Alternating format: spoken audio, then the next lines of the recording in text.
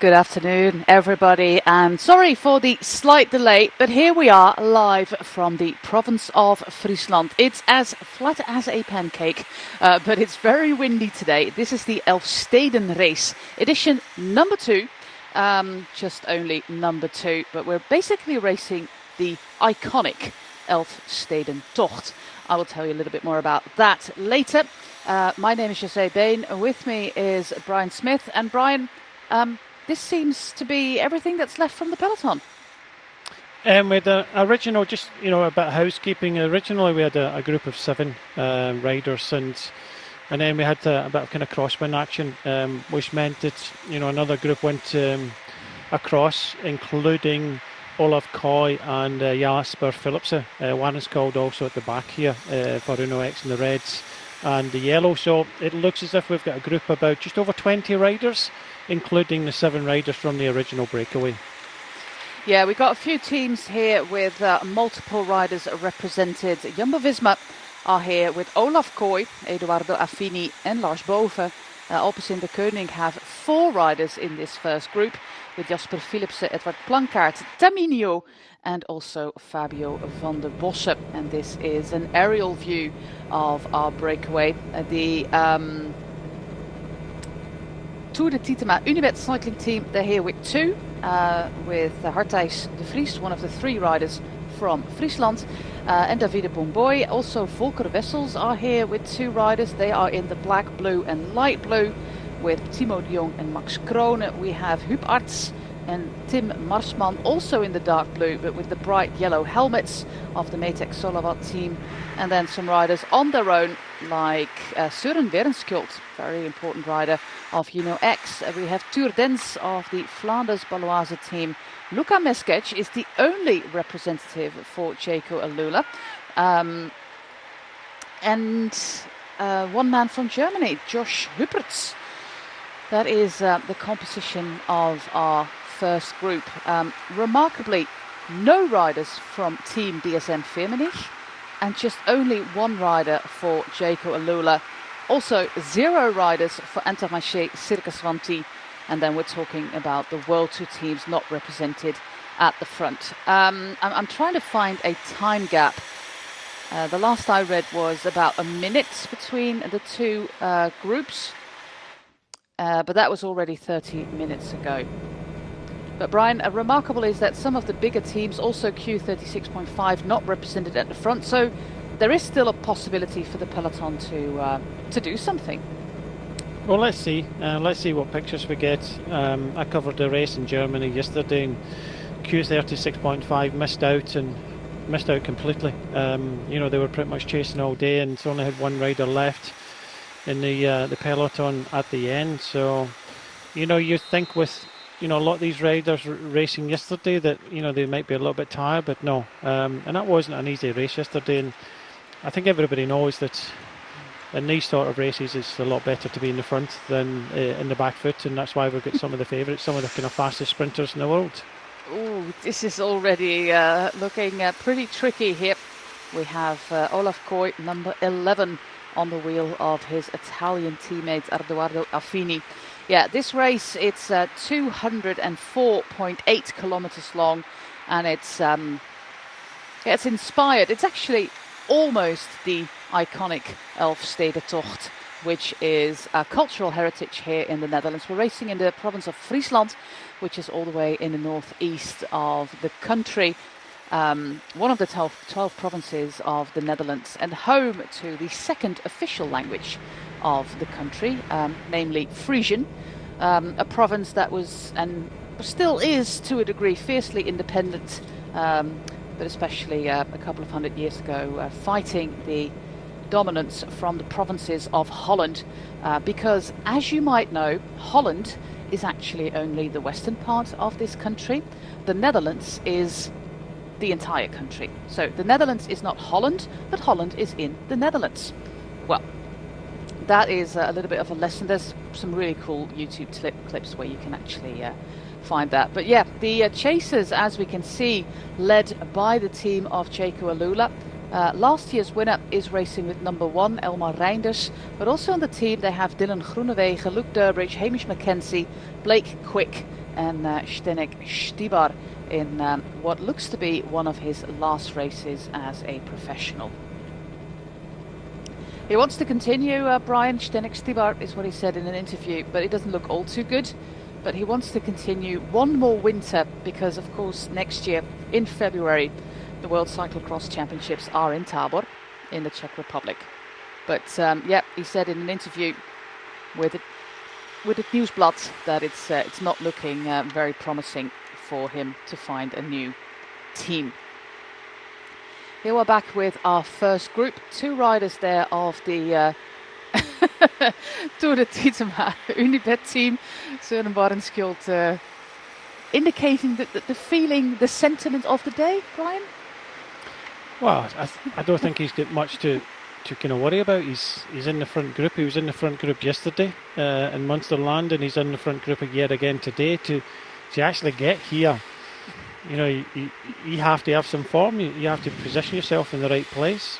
Like we've seen the second group, it just looks as if Jaco Alula are riding purely because I think Dylan Groenewegen is there. But you can see in this front group that Meeskits is kind of rolling through. It's always a very difficult one in a crosswind race, that if you sit down the back knowing that your teammates are chasing behind you have a risk that, you know, you're in the gutter, and you know it's not the place really to sit in any group, because you can turn a corner into the wind and everything's in the gutter and you're not getting any shelter at all. So Barendskjold might be a little bit tired from yesterday, but really not the place to kind of sit in these type of races. No, especially if we have some more wind coming. We have a western wind today here on the course of the Elfsteden race, sponsored by Bet City. That's the official title, the Bet City Elfsteden race. Like I said, it's mirrored on the Elfsteden Tocht, which is an iconic event in the Netherlands. The first one was in 1909. When just 9 people made it to the finish line. You must imagine that is 200 kilometers on skates, on ice. That is what the Elfsteden Tocht is. The last edition, the 15th and last edition, was in 1997. So that's over 25 years ago. And, well, due to climate change, most likely it will not happen again, because your ice has to be 15 centimeters in all the places, and then once it starts freezing in this country, we all get the fever that it might actually happen. They do things like ice transplants, Brian. Can you imagine ice transplants? Like places where the ice might not be thick enough or even open, called a wak, W-A-K, a wak. They transplant ice from other parts to fill that and hope to create new ice. But there is parts where you actually have to go on land, and that's where they have the Frisian word of klunen. That is walking with your ice skates on land. Klunen. Why do they have to transport ice when ice is made of water? Yeah. Why don't you just pour water on it? Because and then it freezes into ice. Yeah. But sometimes on this 200-kilometer long route, you have very exposed sections with the wind, and the water would just not freeze over. So then you transplant big blocks of ice, and you hope that they kind of gel together to create new ice. Okay. This is transplanting ice in into the water. Netherlands. Yeah. Just like they do in some Spanish countries, they transplant sand. That's why they give you sandy beaches. But the waves move that sand away, and they have to protect it. So yeah, not every beach you go to in Europe is is sandy as it normally is, because they transplant sand. So they transport ice here in the Netherlands. Mm-hmm.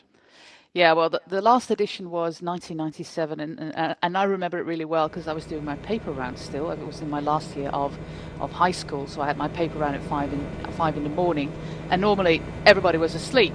And that morning, everybody was awake because this race starts at 5:30 in the morning, because you have to do 200 kilometers on skates. Well, now we get a little overview of our first group and the chasers. That gap, that is manageable.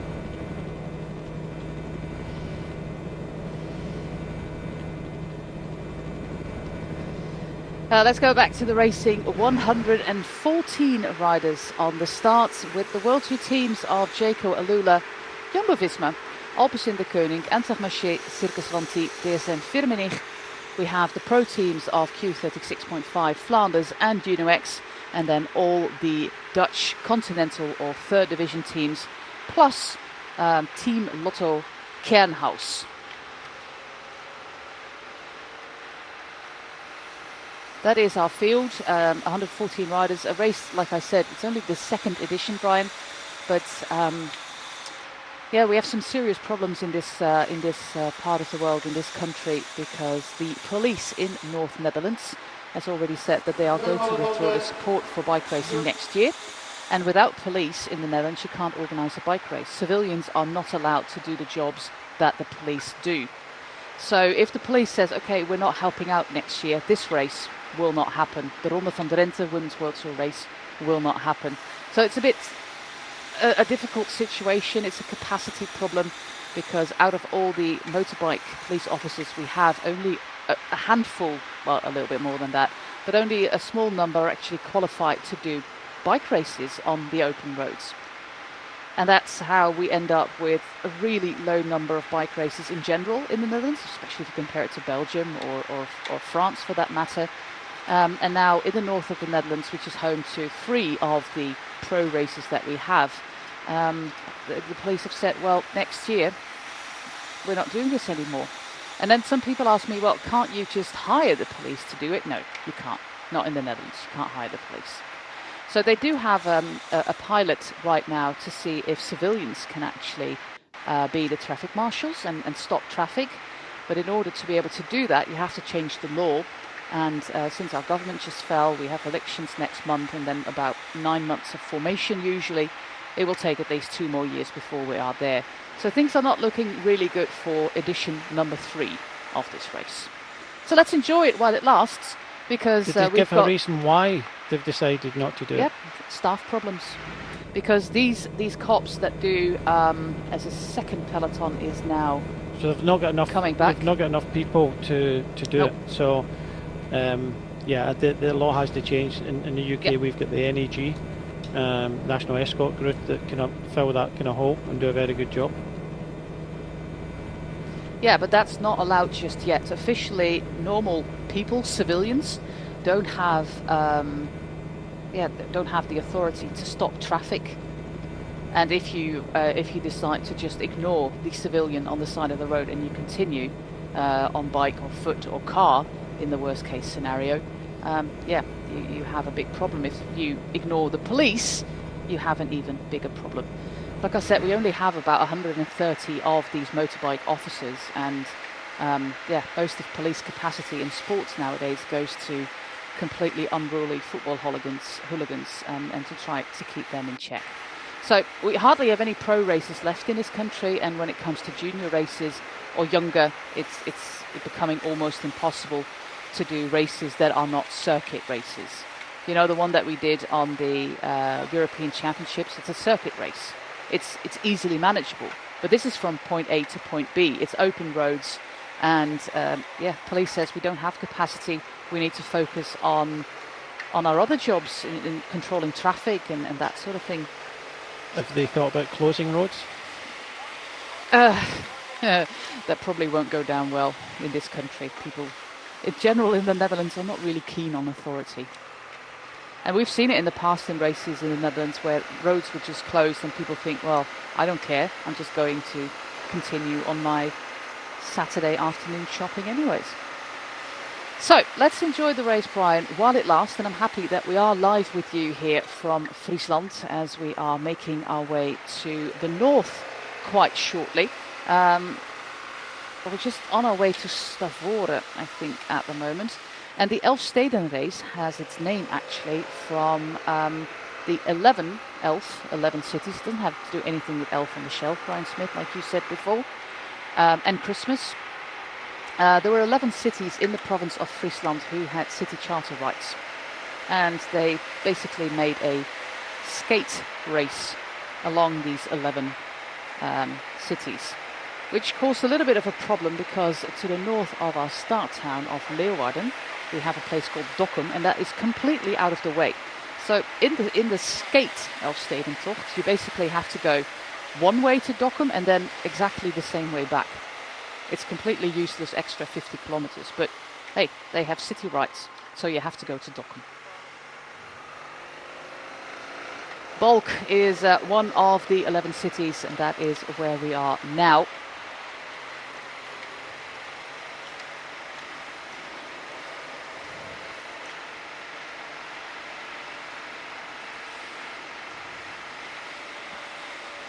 One minute and two. Brian, you were not overly optimistic that this group, the second group, would come back. No, it does look as if that we have got the second and third group back together now. So it's a larger group. It's a bit more difficult to kind of manage. It's a little bit easier to be in that kind of group. I think it's about 21 riders now, because the lefts, rights, the size of the roads.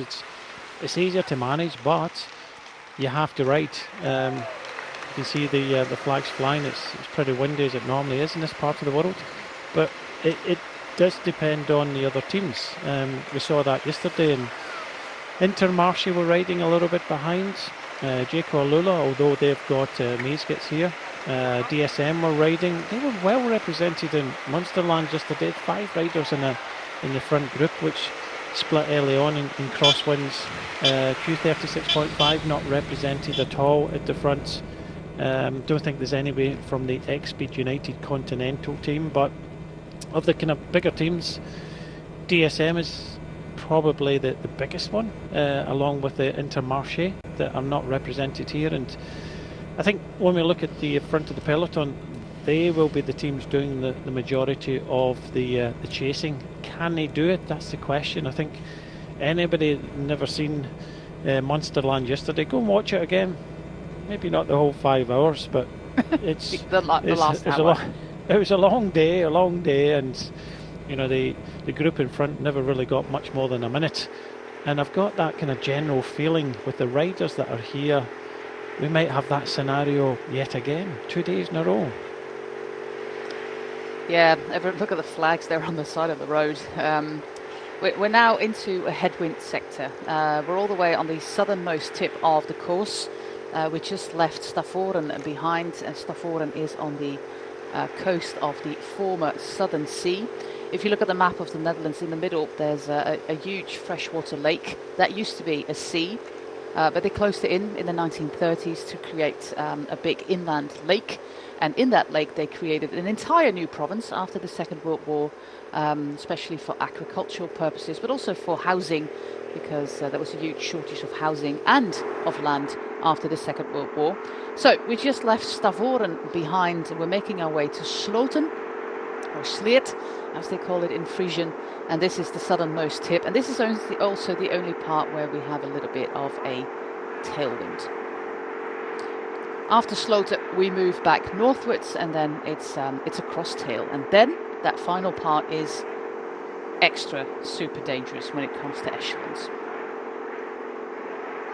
Interesting to see that X are participating in this chase. Yeah, initially Warneskov wasn't doing anything. He was sat on the back because for the second day in a row he finds himself, the sole rider from that team in that group. Maybe a little bit tired from yesterday, but at the end of the day, he's up against it for the second day, purely because yesterday's race it was really helped by Jumbo having 3 riders there. So when you're alone in front, you hope that some of your teammates. But like I was saying a moment ago, in this size of group, although you don't want to be contributing to the chase, you don't want to be sitting at the back because you're hitting the wind a lot more.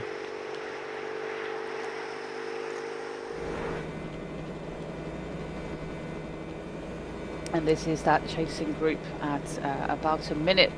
A third peloton managed to get back, but we do see the teams that we mentioned before, DSM Firmenich, they're here with their sprinter Sam Welsford, Intermarché Circus Vanti with Gerben Thijssen. Those are the teams that we find at the front, and now also Q36.5 there in the grey. the team, of course, of Matteo Moschetti. Jaco Alula, they have Dylan Groenewegen in the race, and also last year's winner. The scenario last year was kind of comparable to this one. We also had some wind, creating echelons and groups all over the place. We ended up with a group of 20. 3 riders escaped from that group, and then down to 3, and it became a sprint of Elmar Reinders and Mick van Dijken, one of the 2 twins at the Jumbo-Visma team. And it was Elmar Reinders, the man from the province of Drenthe, which is to the south of where we are racing now, who won ahead of Mick van Dijken, Timo de Jong, Koen Vermeldvoort, and now in our breakaway, Arthijs de Vries, one of the 3 riders of the province of Friesland. There he is, getting to the front of the group right now, Arthijs de Vries, racing for the Tour de Titema Unibet cycling team.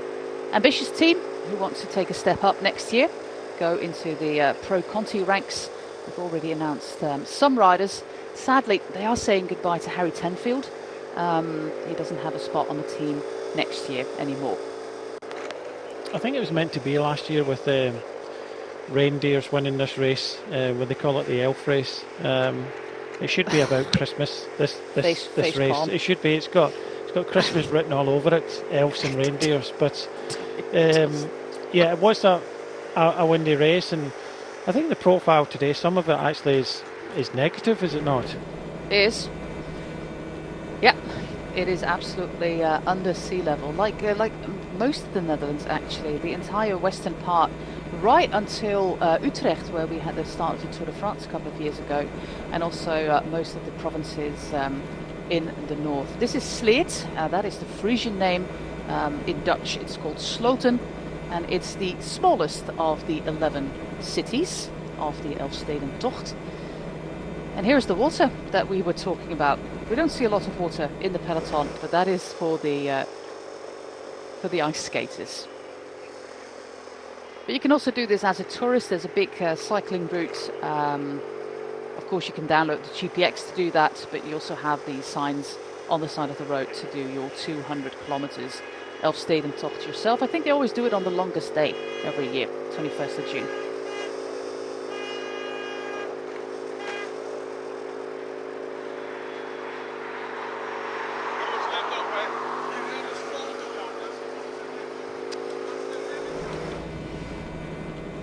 Sloten, at the moment we're almost on the provincial border with Drenthe, which is the place where I'm from, and it's yeah, as you can see, it's really flat. Some parts are even below 0, and Friesland, just like the province of Zeeland, which is all the way on the other side of the country near Belgium, it's known for its large quantities of water, boats, of course, as you can see. A couple of years ago there was even an Olympic 10-kilometer open water champion, Maarten van der Weijden, who did the 200-meter swimming. 200-kilometer swimming, Brian. Yeah, we do 200 kilometers on a bike. I don't see the problem. You don't see the problem. Okay. Well, he got millions and millions for cancer research. That's good. Maarten van der Weijden, yeah, really good. Millions and millions of cancer research, because he himself had, I think it was leukemia when he was, or non-Hodgkin when he was younger. And after that, he became the Olympic champion in the 10K open water. This is Jasper Philipsen, an interesting name in our first group. He is on a mission to be the king of victories this year. I think he's 2 behind Tadej Pogacar at the moment. Luckily for Jasper Philipsen, Pogacar did not win just yet in Italy. There is, of course, another opportunity coming up next Saturday, Il Lombardia. He's done it before, twice, of course, Tadej Pogacar. But Philipsen wants to be the king of the victory list this year. And yeah, this would be number 15 if he wins it. But of course, we also have Olaf Kooi in that first group, Søren Werenskjold, and Ryan, we should still manage to actually end up with a bunch kick in this group, because what comes next should be pretty treacherous.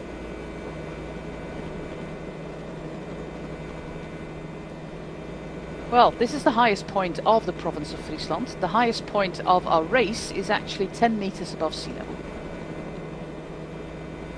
But this tower is slightly higher.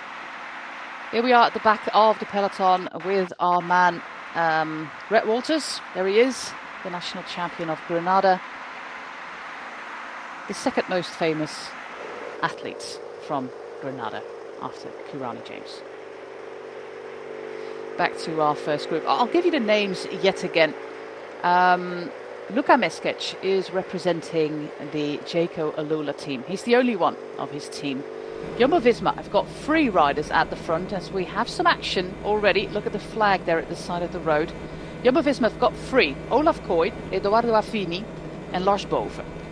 Alpecin de Koning have no less than 4 riders at the front, with Jasper Philipsen, Edward Plankaart, Lionel Teminio and Fabio van der Bossen. We have Tuurdens for Flanders Baloise, Søren Werenskjold all the way at the end there for UNOX. Martijn Razenberg, he is a rider of the original breakaway of 7, representing Ablok. Rick Ottema for the Alling team, also from the original breakaway. Huub Arts and Tim Marsman of Metec Solarwatt. Tour de Titema Unibet have got 2 riders at the front with Davide Bomboy, who sprinted to a couple of top 10 places in the Tour of Britain, and Hartijs de Vries, who was 5th here last year. Volker Wessels have 2 with Timo de Jong and Max Krone, recent winner of the Omloop van Midden-Brabant. That was only last Saturday. Josja Hupperts is there for Lotto Kernhaus and for the Scorpions racing team, Wessel Maurits. And now the breakaway is down to 5. This is good. That is some smart racing from the Alpecin de Koning team. Tour de Titema and Meskec, the 2 riders of Jumbo-Visma, easily bridging across. But Brian, in the final 50 kilometers of today's race, we are going to see quite a few of these places. Our next town of the elfsteden is going to be Elst. And after that, Snake, and from Snake to Leeuwarden, we've got these open stretches yet again. And the wind is absolutely perfect. It's a tail crosswind. Yeah, just watching one of the riders from Jumbo-Visma just going off-piste a little bit. It's pushing them into the gutter. This is what I was saying about Søren Walsgold, the rider from Uno X. You don't sit down the back at any moment. A team could just put the pressure on and you find yourself either off the road or off the back. So yeah, you have to be very, very attentive in these races. Cannot take, just cannot relax at all, because if you relax, you're in for a hard day when you're chasing to get back. There's a couple of riders already been distances and another kind of small group behind, but this is what we're going to get the whole way in towards the finish. And almost one of the riders there, I think it was Bova, that went onto the grass there, he almost missed out on this, and you can see them all fighting in the gutter behind. It's a little bit easier, as you say, just to try and kind of push yourself into the line, go into the line instead of jumping on and off the tarmac at the back. Yeah, well, echelons are always absolutely perfect from a helicopter image. And yet, just like you predicted, look at the wind sweeping from the side there. Just as you predicted with Søren Werenskjold, he's left out. It was one of their best shots, really, to get a good result for UNOX. And he was just not very focused, was he?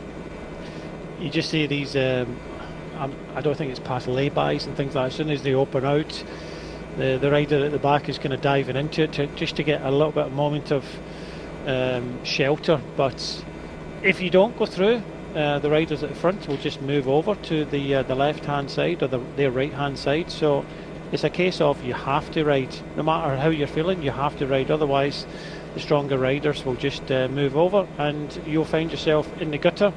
And then you're in the gutter at the back, you don't get any shelter, and then soon you're off the back. Well, we have the 2 riders of Volker Wessels in this group with the bright yellow helmets and the bright yellow BMCs. It's the Metec Solarwatt team, and these 2 teams, well, together with Tour de Titema, are the, I would say, prominent 3 teams, continental level in the Netherlands. And I think a lot of you are following Tour de Titema Unibet online. Their videos are reaching so many people, and we have of course seen them animate the racing in the Tour of Britain as well. But yeah, they were one of the instigators of this new echelon, and it shows that I won't say that they're punching above their weight. It shows that they're ready for a step up next year to pro level. And I'm happy that we have a team like that, because we're sadly saying goodbye to Bolton, and have a team like them again animating the races again.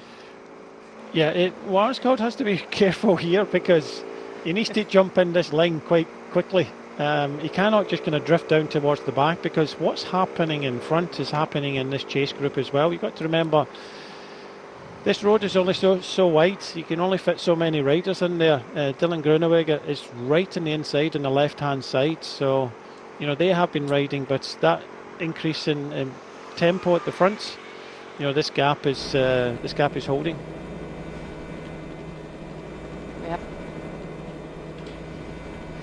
Well, we have some more riders of the original first group back towards the peloton, with our rider from Ablok, Razenberg, Tuurdens, Huberts, and also Wessel Maurits is now caught. So our group at the front becomes smaller and smaller as Hartijs de Vries takes command here. And Brian, when this group at the front starts to get smaller, the chances of the peloton become a little bit bigger again. It's my thought, actually, but you're the expert. Well, if you've got, hanging about the back there, one of the riders in the black is making efforts the whole time. The thing is, in crosswinds, if you've got a strong group in front, they'll work a lot better than the bigger group behind, because everybody's kind of fighting, and then you kind of lose riders down the rear. I think it's about 13 riders in here. This is a nice sizable group. Look, they're on the left hand side of the road. 13 riders covering the whole road now, so that's just about a nice size. Anything bigger than that, which you've got in the peloton behind, you can't all fit in. So it'll be really kind of nervous behind, and they'll shed a lot of riders out the back, out the rear of the peloton. So it's a bit more nervy here than it is in front. But the success of the riders in front really depend on them all working well together. And I think you'll want to, because the last thing you want to do is go back to this peloton, because look at the tail on it. If you're in that tail, you've only got a limited amount of time. Yeah, we're making our way to our next town, also spelled in Frisian. Like I said, the Netherlands officially have two languages. The Frisian language, which is mostly spoken in Friesland, and Dutch, which is spoken in the rest of the country.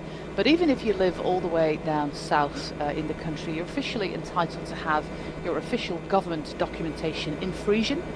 You can go to court and have your Frisian interpreter, for example.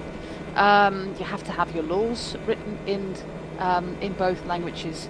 And this is contrary to, for example, France, where you have a lot of regional languages like Basque and Breton and Occitan and what have you. But the only official national language is French. And in the Netherlands, we've got two.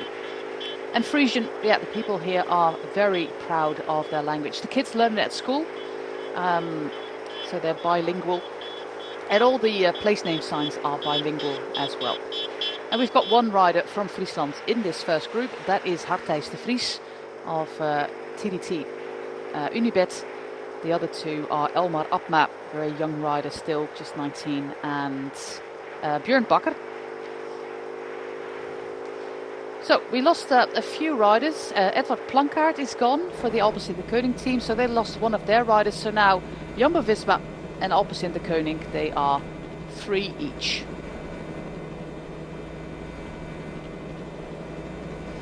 Yeah, we're back with the peloton here. And Brian, I'm under the impression that our peloton has become a lot smaller now. No surprise. It's a lot bigger than the front group, which means that road space is at a premium, especially in these kind of echelons. And a lot of the time, mentally, when you start to get a little bit tired, you kind of drift down the back. You don't want to kind of hang in there, because you're constantly making efforts. But because it's got smaller, there's less riders willing to ride. Of course, some of the teams that have got riders represented in front, like Jumbo-Visma, they don't want to kind of sit at the back because of what I've just said. They want to just kind of roll through and keep sheltering. It's one of these situations. Racing like this, you get more shelter riding at the front than you do at the back, and that's quite the opposite of other kind of races, because you get more shelter, not putting your nose in the wind and trying to kind of shelter. But in these conditions, in this part of the world, it's a lot easier just to do your turn at the front and do actually a little bit of work, and you get more rest than hanging about the back of the group.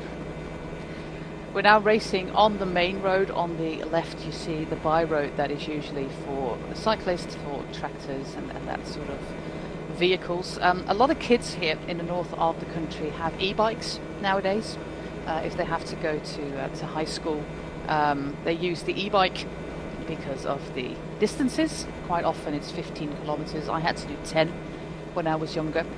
We didn't have e-bikes when I was younger, but I had to do 10. I thought they would have told you to get your skates on. No, I don't do anything with gravity and ice. Absolutely not. It's not going to happen. There was a reason, Brian, that I was a competitive swimmer when I was younger. That was a completely gravity-free, crash-free sport. There's hardly any fractures in swimming. It was the safest option.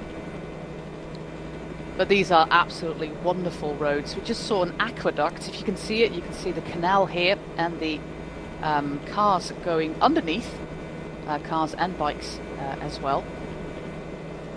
One of the Dutch pieces of infrastructure that we have across the country to make way for the boats. Most of the boats here are yachts, pleasure yachts. It's not like we have a lot of transport going on onto these small canals, but there is a lot of transport over water in the country, especially from the harbours in Rotterdam and in Amsterdam, going over water. Back to our breakaway.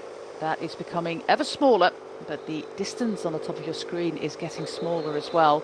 And the gap, well, as you predicted, it stabilises. Yeah, I think it's going to be the same the whole way in. The peloton, they will chase, but it's more a case of just getting a good place at the front of the peloton, staying safe. But for these riders here, they're already committed and they're going to just give up. So I think all of them, they might not all be feeling the same, of course, but everybody knows that in this group of about 13 riders, it's a hell of a lot easier and safer. So they'll want it to continue. We can see that Mies gets us here for Jumbo, for Jaco Alula, and they were doing quite a lot of kind of chasing behind for Groenewegen, but like we were saying, you don't want to kind of hang about the back of this group. Everybody will roll through, and unless there's a huge concerted effort behind in a reduced peloton, then it doesn't look likely that these riders are coming back. But one can always hope. Yeah, of course you got to hope. If you're in the second group, you hope that everybody keeps on contributing, and you can't think about the riders that are sitting at the back. But in this reduced peloton, the reduced numbers for some of the teams, so who is riding? That's the question. I think Jaco Alula and Intermarché were a little bit of help from Q36.5, but I think with Gerben Thijssen and Dylan Groenewegen, they are the two kind of main riders that I would think that would want to try and kind of win this race, and I think they're very capable. I saw Gerben Thijssen, he won the bunch sprint yesterday in Munsterland, so he looks strong, and if you've got good legs, then you recover quite quickly as well. I think this must be Elst on Heach. Yeah, it's not. It's the Frisian pronunciation. I'm not even go there. I don't speak Frisian. I did discover only a few weeks ago, many years ago, somebody, I don't know who, made a Wikipedia page for me, about me. And a couple of weeks ago, I figured out that it was translated into Frisian. So I have a Wikipedia page in Frisian and in Dutch. But Frisian, that was so incredible cool. And one of the coolest words that they have in Frisian, Brian, is hurtfietsen. And hurtfietsen basically means cycling hard. And that is the Frisian words for cycling, for pro cycling. Hurtfietsen. Just cycling hard. Isn't that cool? Fast cycling. Yeah, there's a lot of words that are very kind of similar. You can kind of translate a little bit. It's just, something like that. Yeah, I think fiets is a very Dutch word. I don't think they have a lot of synonyms around the world. I think I have the names lined up right now. 2 teams, of course, with 3 riders. Jumbo-Visma, Kooi, Affini, Boven. Alpecin de Koning, Philipsen, Terminio, Van der Bossen. Bomboy and De Vries for the Titema team, Titema Unibet team. And then Arts and Marsman, the 2 riders for Maytech.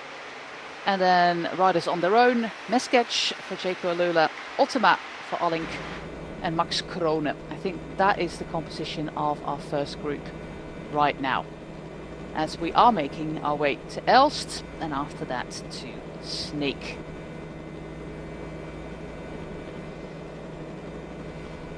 I don't see a lot of water where we can actually do the ice skating. But there is a lot of wind, and of course everybody hoped that this would happen. Originally this race was on the calendar on the 5th of March, which would coincide with the Strade Bianche Paris-Nice weekend.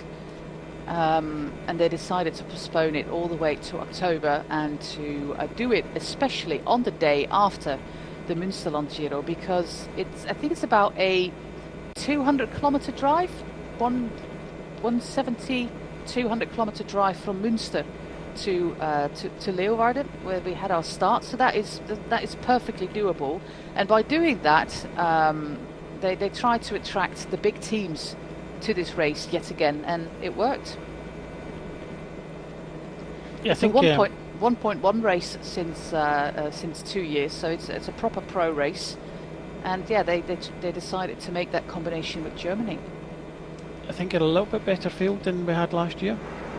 Yep. Memory serves me right. Yep.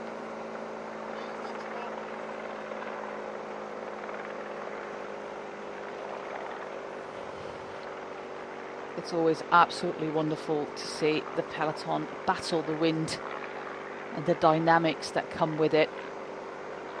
It's always dangerous. It would be yeah, it is really dangerous. Luckily, it looks Just like a look at soft the landing there on the side of the road here. Yeah, there's a lot of movement. Any slight movement from the left-hand side of the road, it just goes over like a wave. And if you're at overlapping a wheel, as you have to do, the thing is, in echelon racing, you have to overlap the wheel. And as everybody knows, if you're overlapping the wheel and there's a movement, then that wheel sometimes is taken away from you.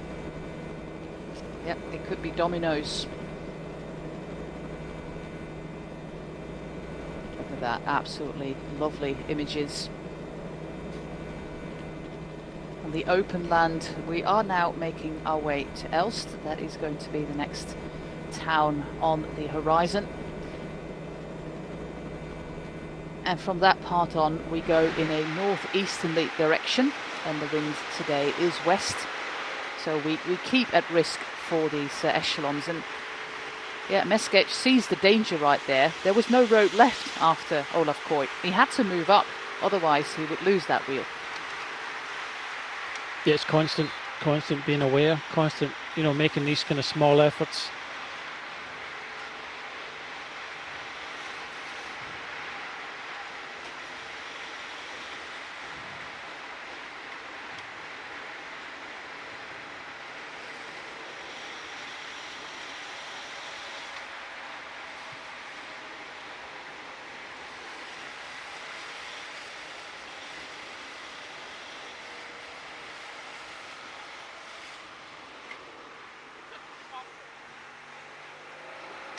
Well, a little bit of respite there for the riders as we enter the next little village.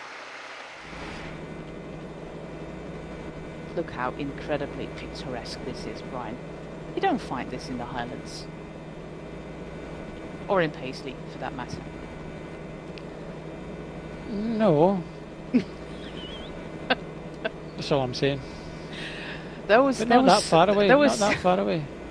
there was so much in these two letters that you just ushered. So much No, emotion. it's lovely. It is lovely. It's flat. It's one of the most Which I don't mind popular. nowadays. No, it's it's one of the most popular tourist destinations in the Netherlands. Our biggest group of tourists are Germans, actually. Not if you go to Amsterdam, that is usually Brits. But in the rest of the country, most of the tourists, foreign tourists, are German. And they absolutely love the province of Friesland. My parents, they were on the campsite here all the way back in May, and they were the only Dutch people on the campsite. And of course, yesterday was a day off in Germany. It was a day of unity in Germany, and that meant that a lot of people came to visit the Netherlands.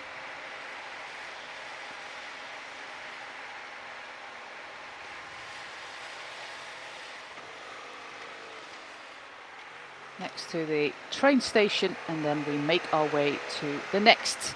And that is a slightly bigger town on our route. That is going to be Sneek. It's going to be the penultimate one as well, as this is a mill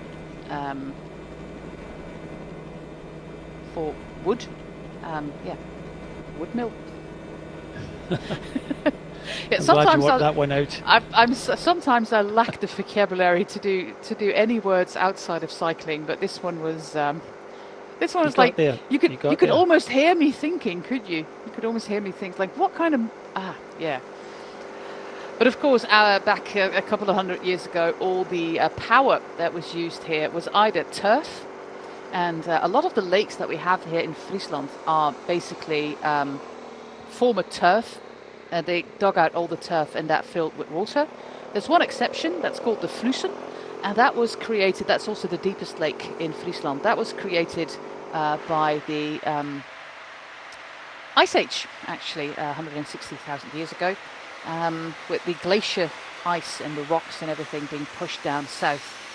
That is the deepest part, underwater, of the province of Friesland.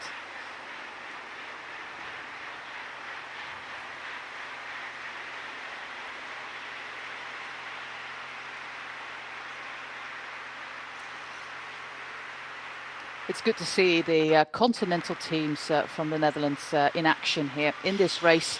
Like I said before, we don't have a whole lot of UCI ranked races anymore in the country. Zetalento is of course one of them.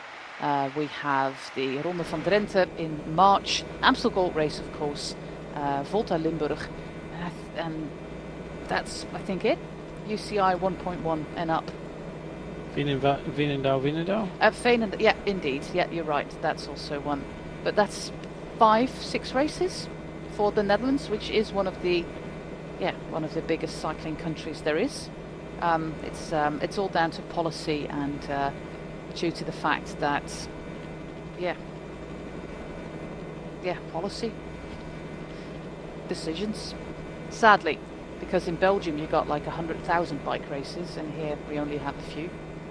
And it's a problem for the pros, Brian, but it's even more a problem for the juniors, because there's a junior race, a junior classic. There's hardly any of them left here. I think one in Zeeland, and that's it. And as a junior, you want to do these open road races as well, and not just be confined to circuit racing the entire time. But that's what we're doing, circuit races, sadly. Here we are with the two riders of the Tour de Titema. And this is one of our biggest cities on the Elfsteden route. It's the town of Sneek, or Snits, in Frisian. It's a town of 34,000 inhabitants. And you must imagine that during the ice skating, that is the water tower, during the ice skating, they just go right through the centre of Sneek. And there will be thousands and thousands of people lining the water with the so-called koek and soapie. Koek being the cake, and soapie being the warm chocolate, or possibly without added alcohol.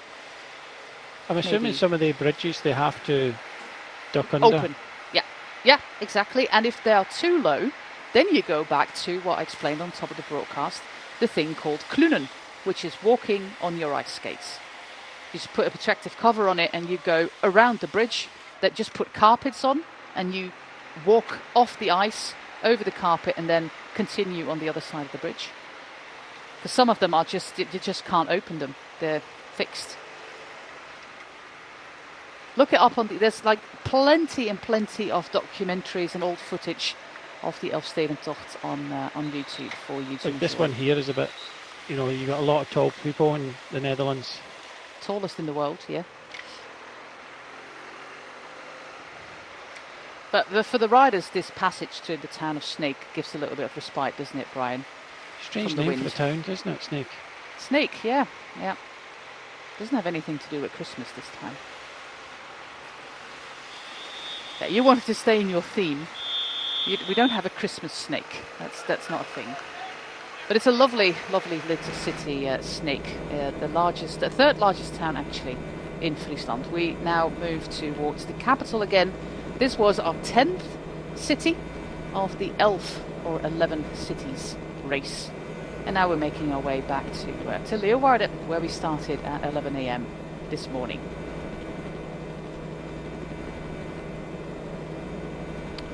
Actually, they're not that far behind. That's that roundabout again.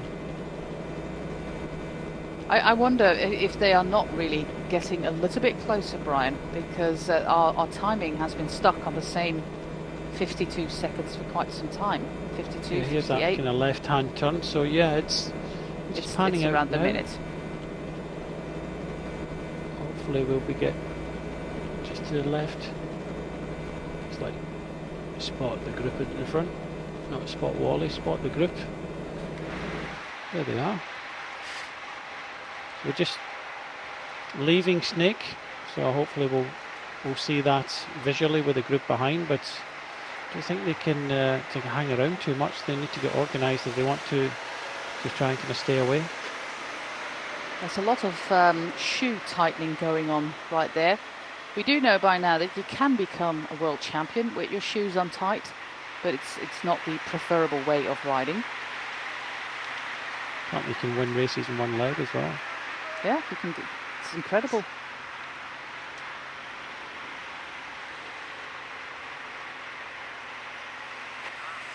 You don't need any high vis if you've got a bike like that.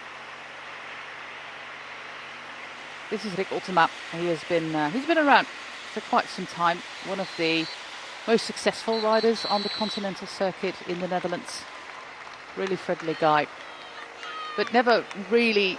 Yeah, there's a lot of these riders. You have that in every country, whether that is the UK or France or wherever, who are always like really close to making that final step up to pro level, but never really made it. And Rick Ultima is one of those guys. We just look in the background there. We're about 15 seconds away from where we passed the Swan Ewers at the side of the road. 48 seconds. For some reason they're sending the team cars up there into this kind of smallish gap. Probably because that for the last moment of time, this is not the sort of race that you're going to have plenty of staff members at the side of the road giving bottles up. So when the gap is kind of under a minute, the team cars can't go in. So there's a possibility of a few of the riders in front asking for that request, trying to get a bottle. They may have not had a bottle for the last 45 minutes to an hour. This often happens in these type of races, and that's why you get a lot of the kind of big classic races that you see a lot of members at the side of the roads giving up bottles. But in these races I wouldn't think that there would be a lot of staff members. Well, we still have a lot of cars behind our first group, so that kind of indicates that we still have a substantial gap. But the GPS is going down to 43 seconds as we exit Skerne-Gouten, which kind of sounds Scottish, doesn't it? Skerne-Gouten. It could also be near 5. Back to our peloton with Per Strand Hagenes. I do think he realised what happened yesterday. If you want to know, you can watch on our digital channels what happened yesterday. Because we had so many bike races going on yesterday, and from a couple of weeks from now, there will be no more bike races. And like you said, Brian, the final hour of the Michelin Giro yesterday is well worth watching back.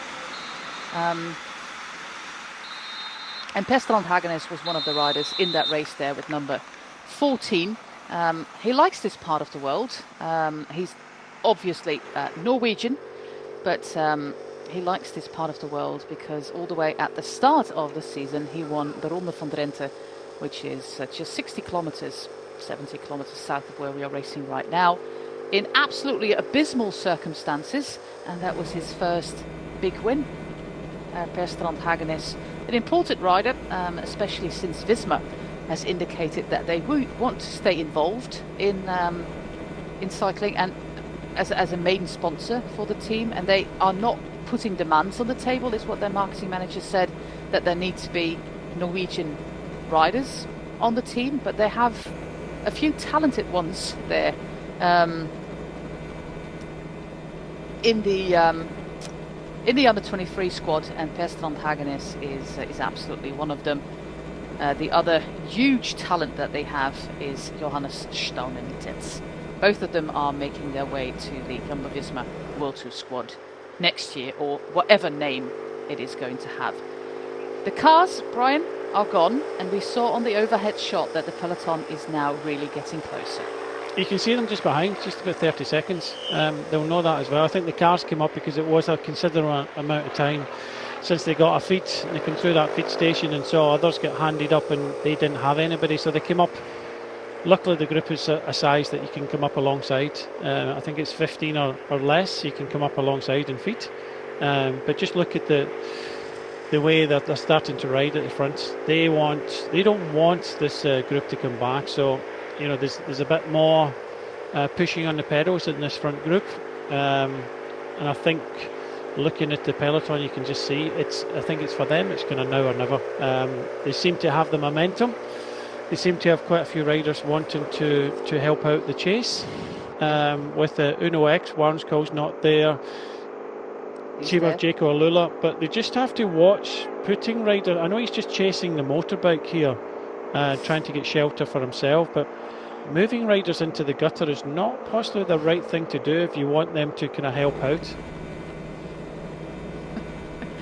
Yeah, they're all pushed into that little parking bay right there. On these regional roads, you have these parking bays when you have a car problem. You can just stop on the side of the road. Yeah, 21.7 kilometers to go. It's 32 seconds, so the gap is in half. But that said, it doesn't mean that they will actually catch our leaders. The open stretch of terrain now between the town of Snake and our Finnish town of Leeuwarden, that is coming up right now. This is where the decision was made last year, and everything fell to pieces in these final 20 kilometers. We have a cross tailwind here, which is of course ideal circumstances for echelons. And Brian, for those of the people watching, why is a cross tail so ideal for an echelon? Well, the difference between the cross tail and the cross head, it's just faster. The gaps open faster, and it's everybody knows that kind of cross head, it's a bit more of a kind of slog. Okay, you have to be in the kind of front lines, but as soon as you've got that cross tailwind, as soon as the gap goes, it goes, and there's absolutely kind of no way of closing it. So this is why kind of cross tailwinds are always the most dangerous in bike racing, because of the speed that they go at. So you look now, Jose, look at the facial expressions. They're trying a lot harder than they were. They were just riding through, nice and relaxed. But since the peloton have got that kind of bit between their teeth a little bit, and the gap is coming down, it's caused a reaction at the front. And if they want to finish well in this race, get top 10 performance, try and win it, they have to push out. But what the group behind has to make sure that they do is not put everybody in the gutter, because they want to, and there might be a case here. Look at how they're fighting now, even in this small group of 13. There's probably 4 times as many riders in the group behind, and this could be a little bit concerning for anybody kind of riding down the back of the peloton now. Yeah, and I'd like to go back to what you said before, because this has been going on for over 50 kilometers now, full on racing. None of these riders have managed to go back to the team car to get bottles. There were a few people on the side of the road with bottles. You can bonk like absolutely crazy in these final 20 kilometers if you are, if you were not able to take in any fluids or food in time due to the racing that we have right now. You can get carried away with the racing with it being so nervous, especially a little bit more relaxed in front, and forget to do it. And yeah, simple as that. But just notice round that corner there, you could see Jasper Philipsen take a look behind, put a hard turn in. Look at the damage at the back of the peloton now on just that small road. So they can see them. The carrot is there. They're riding hard, but they're shedding a few riders off the back of this peloton. And look at Jacob Alula, big turn now. Looks as if it's day over, for the rider at the back here. Yeah, Blake Quick. Because you're getting dropped now, that's it, game over. Put your hard turn in, and does look as if some of the riders at the front of the peloton with that hard effort there are starting to feel the pinch now. This is Elmar Reinders getting to the front. He was last year's winner. And they have to work really, really hard right now to close that gap. If that front group stays committed, and they are right now, they have it. They have the key to winning this race. There's more riders riding in the front group than is riding here, because you've got one rider from Jacob Alula, one from Uno X, one from Intermarché, and one from Q36.5. The other riders just behind. You've got Alpecin, so they're not getting this. So you get 4 riders trying to bring back. There was more riders just before then, but they've been distanced at the back of this group. So, like I said before, when it was getting close, it's now or never, and you have to ride really hard. But just looking at this front group now, I would think most of the riders are quite happy just to roll through and keep this tempo high and stop the peloton from catching them. And luckily there's 2 big blocks here in this first group. Jumbo-Visma with 3, Alpecin de Koning with 3. And then 2 teams with 2 riders with Tour de Titema Unibet and Metec.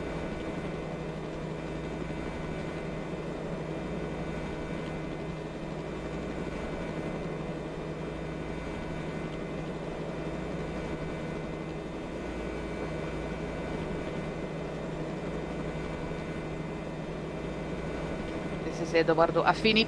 He is going to move on next year.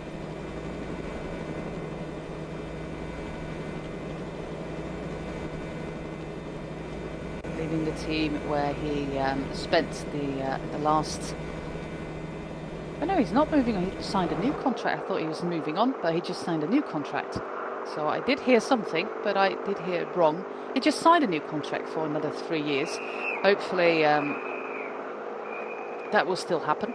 Of course, all the rumours and all the stories that we've heard in recent days. If you want to stay up to date, just go to our website, GCN, where Daniel Benson and his team are on the news daily. Big news, of course, today, if you haven't heard it just yet, Mark Cavendish has officially announced that he will ride on another year, 2024, with the Astana Kazakhstan team. And as everybody kind of hoped, it was now officially confirmed by him that he's going on. I think he's going to race the Tour of Turkey that starts on Sunday, and we'll be live here for you to enjoy every day with Brian and Carlton.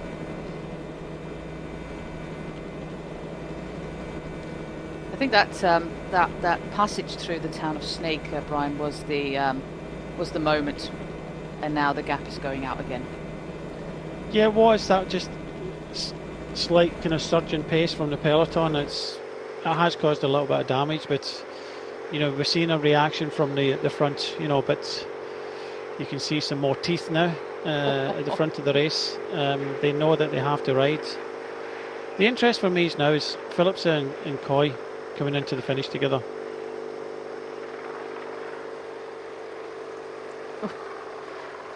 A little bit of off-road action there. One of the riders being pushed into Philipsen. the gutter.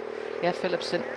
We have seen a race like this before in Belgium. I think it was Classic Brugge de Panne, but I'm not 100% sure, where we also had both Jasper Philipsen and Olaf Kooi in a completely wind-swept race. And they were just absolutely phenomenal racing through the echelons. Olaf Kooi, he's got 26 wins already. The boy, he's 21. He's 21.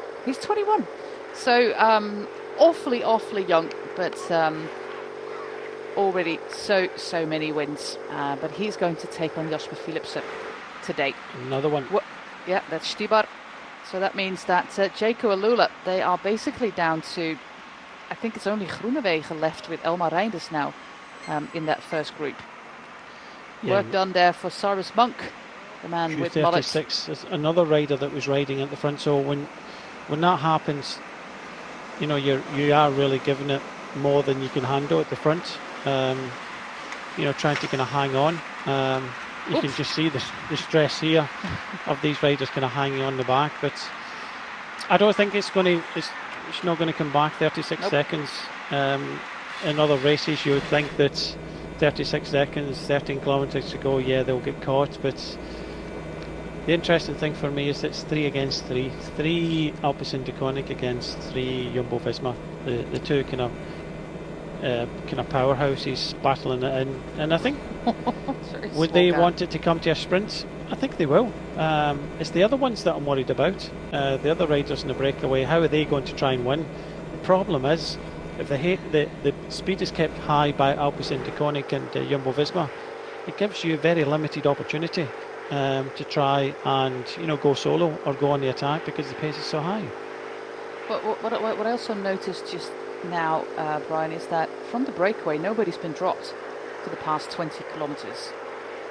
No, so because they're all doing their share, but nobody's lacking. Yeah, you do your share. You try and miss, and this size of group is almost kind of perfect size. We saw it earlier. There's enough road space for 13 riders. There's more riders in the peloton behind, and it's all that. As soon as you've done your turn and you kind of drop back a little bit, and you drop too far back, and then you're off the back because you've made big hard efforts. So it's a little bit harder in the peloton to keep position. There's more of them. There were a hell of a lot more than this. So, you know, this is a damage that's been done to the peloton. We saw when we came to air a little bit late that Group 2 and Group 3 merged into quite a large group, but the crosswinds always produce a really kind of hard race, and there's nowhere to hide. And a bit similar to yesterday, that's when the breakaway is out there pretty much all day, and it's the same for this race as well. It's a lot of it comes down to what you got left in the legs. It's not about being the fastest, because that's kind of beating out you a little bit by the wind.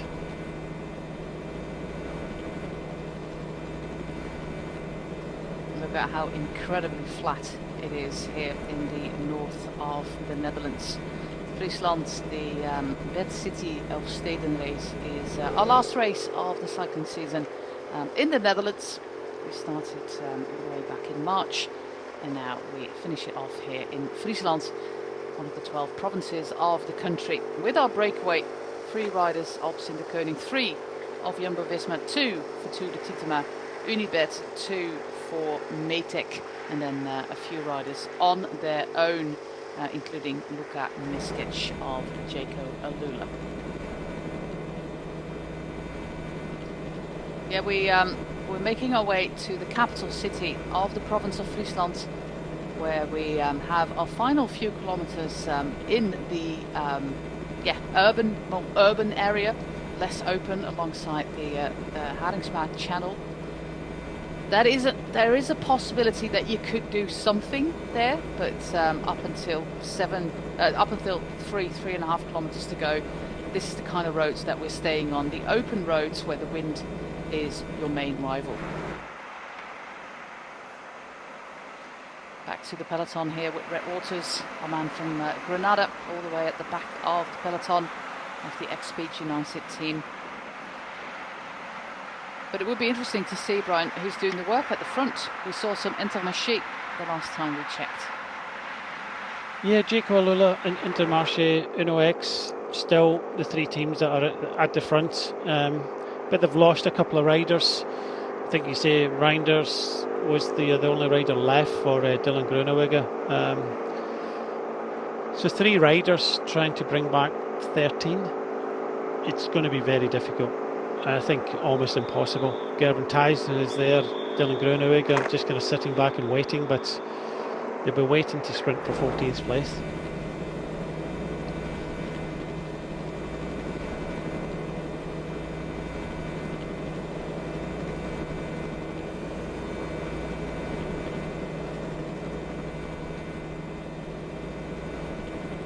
Yeah, you can see it in the body language here as well for Baptiste Blanckaert.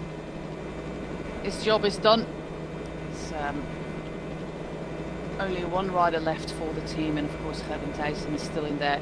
And of course the gap, it's just a very small 34 seconds, and normally you would think that is absolutely nothing. But in today's race, it's every second that counts. This is our leaders. Oh, we have some action going now from the Alpecin de Koning team. With Jasper Philipsen just doing it himself here with Fabio van der Bossen, the 3 riders of Jumbo-Visma straight onto the wheel. And Fabio van der Bossen, he is the last lead-out man for Philipsen, normally in many races. Everybody will be so absolutely, completely tired after this really, really hard race. A 200-kilometer plus race all the way in October.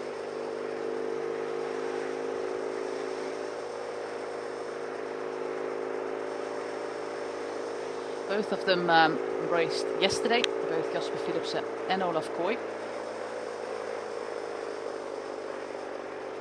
And also both of these sprinters have participated in the work in that first group endlessly. So I haven't seen any of these 2 sprinters, Brian, really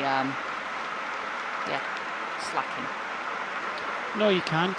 You can't. You have to do your turn. And okay, 200 kilometres at this time of year, but it's flat. You don't have any elevation at all. It's a little bit easier, but what the wind does is just make it so much harder. There's a lot of pressure in the legs the whole time. You see Sam Welsford second from the back. I tell you what, Red Walters is doing a great job here, just kind of hanging on, because it's, like I was saying before, it's not easy to ride last man. You can see that Sam Welsford's digging deep to try and stay in this group.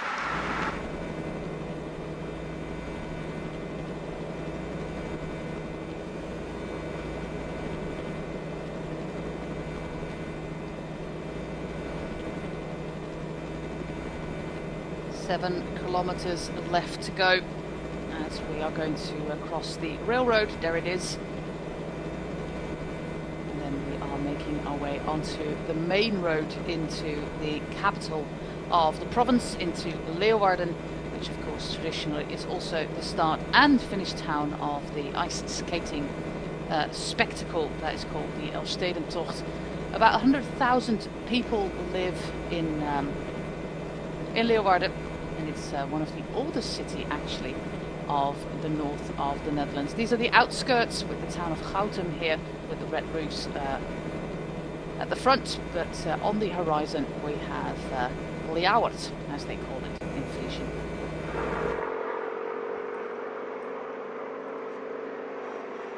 Our chasers, we still have 3, maybe 4 teams doing the work, but a completely committed 13 at the front.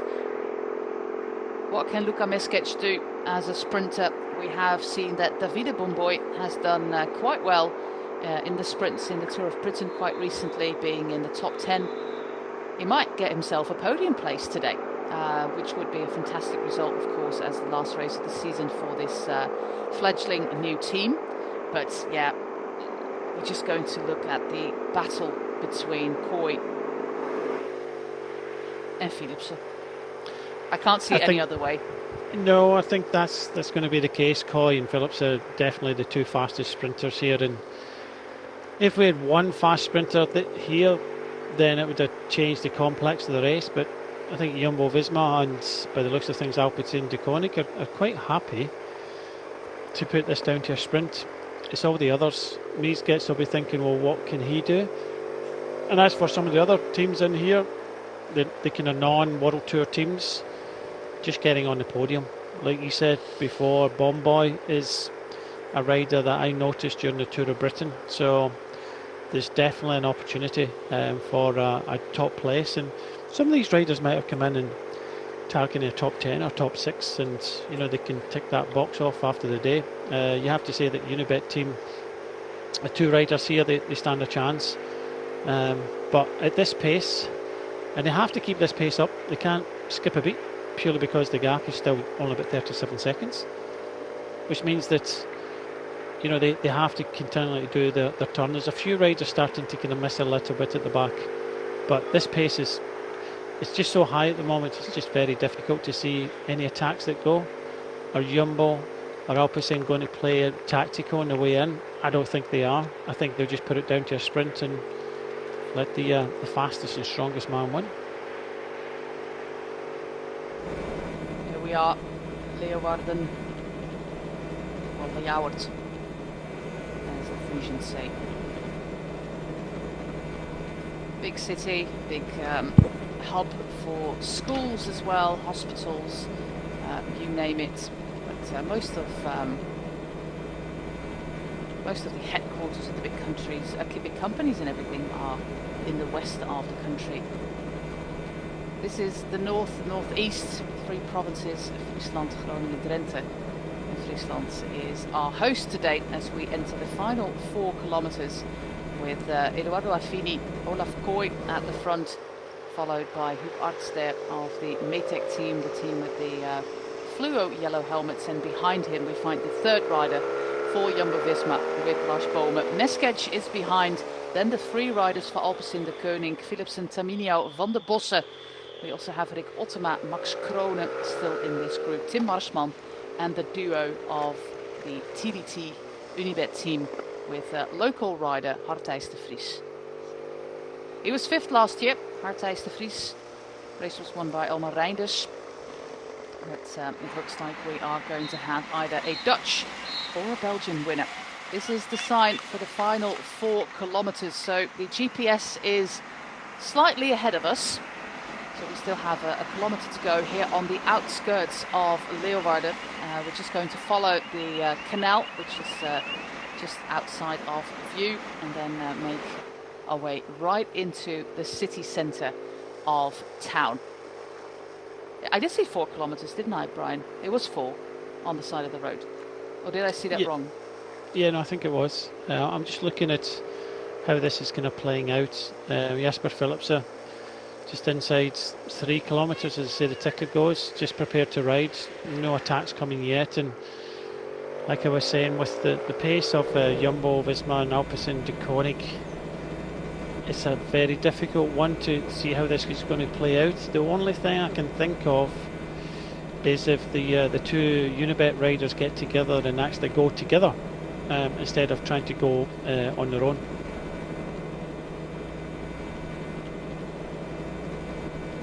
This is getting a little bit interesting here because just kind of rolled off the front here. What's the Alpecin rider going to do here? They just kind of close the gap. So it does look, it's quite clear that Alpecin and Jumbo want this to come down to a sprint, but surely somebody's going to try something. 14 wins this year for Philipsen, 11 for Olaf Kooi. And those are the 2 teams, as we can hear the pilot of the motorbike injured by the traffic obstacles there. This is the Van Hariksma channel on the left of the riders, and this is what we're following basically for the final, and then final kilometre we go into the city centre. We've got one corner in the final kilometre still coming up, so a rather technical final. I think we can say goodbye to our peloton right now. They have tried, but they have not succeeded. Fabio van der Bossen at the front with a truck parked on the side of the road. Phillips is shaking his head. We must soon get to the Flamme Rouge on this industrial estate here. right into the centre of town. Well, basically just outside of centre of town. We're not going into the old inner city. Fabio van der Bossen yet again at the front. They are with 3. Lionel Tamino is staying with Jasper Philipsen right now. The 3 riders for Jumbo-Visma together. We also see Lika Meskec move up. Davide Bomboy is moving up as well in the light blue. I want to see an indicator where we are GPS wise. There should be a corner in the final that could give us the indicator. There is we're going to cross the railway bridge with about just over a kilometre to go, and then a final left-hand turn as we go off this main road. Here is the railroad, so this should mean that we're just inside the final 2 kilometres right now, with an attack from the peloton from Q36.5. But personally, I think the action is happening at the front right now, and there is where we are. This is that little left and right-hander. Then we stay on this road for about 800 metres. This is the final kilometre coming up right now. And then we have one left-hand turn on the roundabout going into the finish line. There's a lot of looking at each other. Look at how tired everybody is. And is that the Flamme Rouge? Well, I don't know. It's red, but I don't know if it's the actual Flamme Rouge. The GPS, Brian, is all over the place. But this is what, of course, the Unibet riders wanted to do.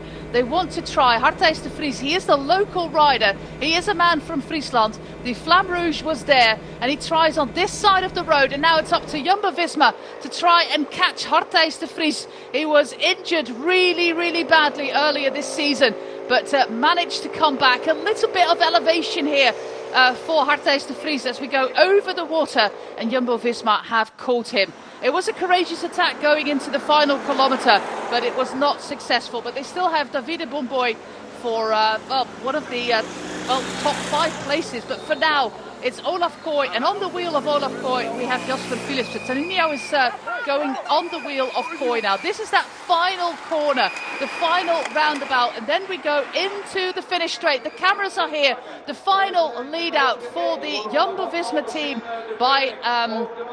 for Olaf Kooi, and now it's going to be Jasper Philipsen versus Olaf Kooi. Philipsen stays behind Kooi as long as possible, and now he gets out. This is going to be a fascinating sprint, but Philipsen has got the speed, and it's number 15 of the season for Jasper Philipsen. Smart racing there by Philipsen, staying on the wheel of Kooi in what is a headwind, a pretty fierce one as well.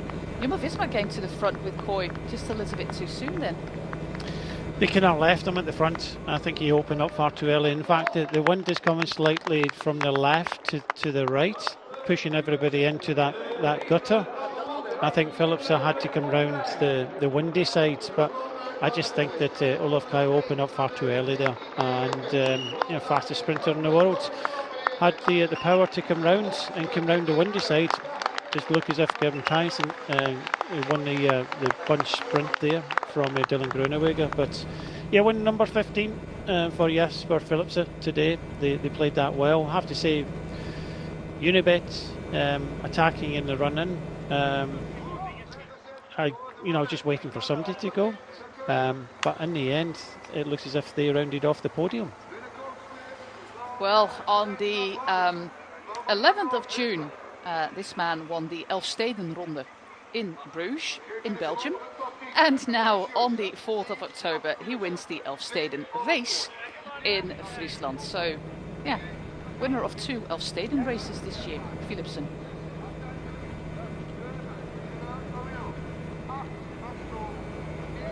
But yeah, 15 wins, that is 1 behind now. Tadej Pogačar. Take us through the sprint now, Brian. Yeah, the leader, you can see that he pops onto the wheel. He went really in. I think Bomboy was the rider in 3rd place there, but with the wind coming from the left-hand side, it forces Philipsen to go around the windy side, and he was clearly the stronger rider there. As soon as he was passed, Kooi sat up. Bomboy taking 3rd place, Mies gets in 3rd, but you just see that lead out from Affini. And I think at this stage, Kooi thought, right, he's in prime place. If somebody wants to beat me, they have to come round the windier side. And that windier side was made look quite easy by Phillips in the end. Just stronger. It's purely just stronger in the end.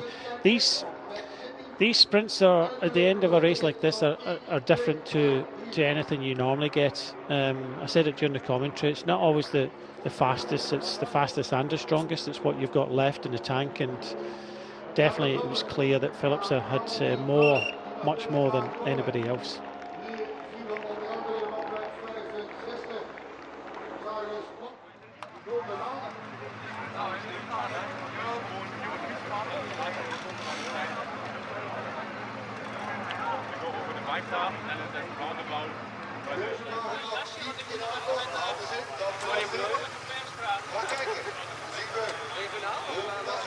Well, there is one more big race to come for Jasper Philipsen, and that is the Tour of Turkey. With looking at, I don't have profiles yet, but looking at the places, I think we'll have about 6 sprints there for Philipsen to dominate. He's Ja, one zeker. behind Pogacar. Ga ik, Pogacar he's got a pretty big race on Saturday. zeg jij maar hoor. Let's listen to Jasper Philipsen, who's taking shelter here in this lovely chair is and live op televisie. lampshade thingy. Maybe the back screen just blew away, Brian. That's what we're doing the interview here. Jasper Philipsen, was dit een koers die jullie volgens het boekje hebben gefietst? Volgens het boekje, Yeah, ik weet niet of was deze this, koers in een boek according beschreven to, staat, maar het is in ieder tactics. geval een heel lastige wedstrijd geweest. Yeah, it was a really hard race for us here. Ja, bijna vol gereden van start tot Yeah, finish. we went full gas almost from start to finish. Ja, So het yeah, werd I do feel it in uiteindelijk the een legs sprint now. met een select groepje, zoals je op voorhand al Yeah, a voorspelde. sprint Je weet, with a Olaf small Kooi zit er group, ook as you bij. predicted Wat was jullie yourself. plan? You do know that Kooi is Ja, there. we What was your wilden plan? met die groep gaan sprinten. We hadden wel Yeah, we do een want to aantal sprint renners with mee, that dus group we waren because vooral we had zeker 2 other riders talrijk met de with ploeg. me. So yeah, 3 of our Natuurlijk moet je team. de We had benen the al op numbers. time hebben. But yeah, I still needed the legs in the Ik end, denk of dat course. Lionel en I think ja, Lionel, Lionel Taminio, en Fabio van bij ons in de ploeg fantastisch and werk deden. Fabio En van ik der ben blij Bossen om did a het af te maken. fantastic job. Je And, hebt natuurlijk and I gisteren could ook finish it gekoerst off. in Duitsland. Vanochtend Yeah, zei je, you het raced zit in nog wel wat in de Germany beentjes. yesterday. In hoeverre This heb je daar morning you nog said, I hinder do van feel it in the ondervonden legs. vandaag? Ja, Did best that wel hamper you today? hard. Ik denk, gisteren was ook een heel stevige wedstrijd. Yeah, vandaag opnieuw. yesterday was also a dus, pretty hard ik heb wel race. een paar dagen nodig om van te herstellen. So now I need Je a zei het al, few het was een days to zware recover koers, from this. mede door de wind. this- Was dat eerste stuk waarin these two jullie het races. grootste deel tegen de wind in hadden, was dat echt het zwaarst? Yeah, the first part was a Ja, headwind. tegen de Was that the wind, hardest hadden we part? Aiko die ons goed vooraan hield. Yeah, Aiko het duurde wel Bastiaans een kept tijdje us at voordat the er, front in splitsing that kwam, headwind aangezien, sector. And it de took wind quite tegen some time niet, before it gevaarlijk split. is voor aanvallen. Dus And we yeah, wisten wel it eens really dat we aan de zee discouraged kwamen attacks. dat het heel vaak op de kant rijden was. En dan was het And zaak it om was, vooraan there te was a zijn lot en of zien dat we neer echelons waren. there. So Jullie first it hadden was het important moment to waarop het stay zou at the gebeuren, front waarop and het be zou aware. breken, hadden jullie goed ingeschat? Ja, ik Did denk dat you voor estimate niemand the moment that geheim it als would iedereen break? heeft 's ochtends Yeah, I think everybody bespreking did gehad their en iedereen homework weet de and weersomstandigheden. Dus had a team je moet meeting altijd this morning zien and dat je knows er what the zit. weather En is like. daarvoor heb je een sterke ploeg nodig. Je hebt een fantastisch But seizoen gehad to be able natuurlijk, to do it, prachtige you need a overwinningen. strong team as Maar well. ik denk ook dat jij een primeur hebt, want je bent de eerste die zowel de Elfsteden Ronde als de Elfsteden Race wint. De Elfsteden Yeah, Ronde now in the België en de interviewer is Elfsteden Race in alluding to Friesland. what I said Ja, we before, lachen nu the nog het Elfsteden schaatsen, Ronde dan, in komt Bruges helemaal goed. and the Ga Elfsteden je op de race. schaatsie? And now he Ja, wants wie to weet. try it on skates. Gefeliciteerd. Dank je. Joking, of course. Or maybe not, you don't know. Ik denk dat je best gewoon een verstand hebt. Ja, in de plek van Yeah, you can make all the plans, of course, but you need a strong team to actually execute it, and that's what they did with Alpecin de Koning, and with Jumbo-Visma for that matter as well, Brian. Yeah, I think if you looked at Coy and Philipsen, if they were given that opportunity to do that race again, it kind of worked out for them. You have to think that Gerben Tyson and Dylan Groenewegen might be a little bit kind of disappointed, but a lot of the time, by the looks of things, they have their team. They look strong enough, their team. It's just the fact that they're just not placing well. And that's not just luck. You have to ride at the front, and you know, 2 other big sprinters kind of missing out.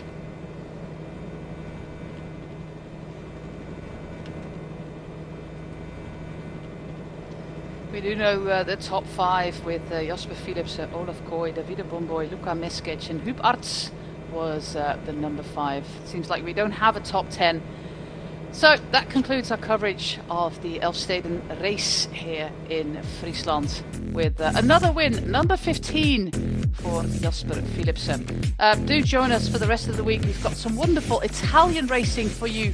We have the start of cyclocross season in Belgium on Sunday in Beringen. We have Perry Tours. We have the start of the Tour of Turkey. So the cycling season is still on, and I do wish you some great, exciting races to watch.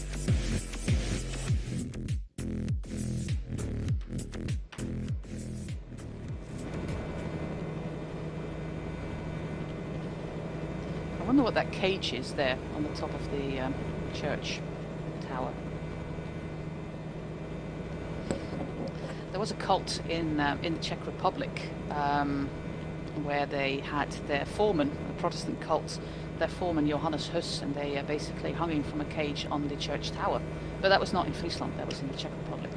Or in Germany, I don't remember. But there was a cage on a tower, but not this tower.